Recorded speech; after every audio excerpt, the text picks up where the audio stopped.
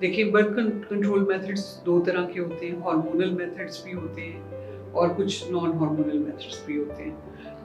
उसमें कुछ पिल्स इस्तेमाल की जाती हैं, यानी हमल में वक़्फ़े के लिए गोलियाँ, जिन्हें माने हमल गोलियाँ कहा जाता है।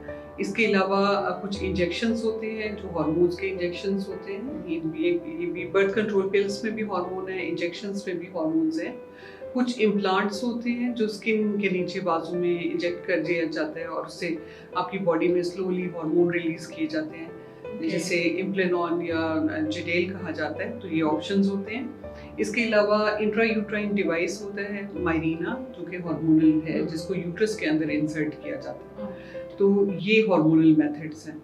जो नॉन हार्मोनल मेथड्स हैं, एक तो नेचुरल मेथड है, जो कि विड्रॉल मेथड है कि डिस्चार्ज फीमेल के विजाइना के अंदर ना हो, लेकिन उसका सेफ्टी मार्जिन बहुत कम होता है, तो इतना सक्सेसफुल नहीं होता।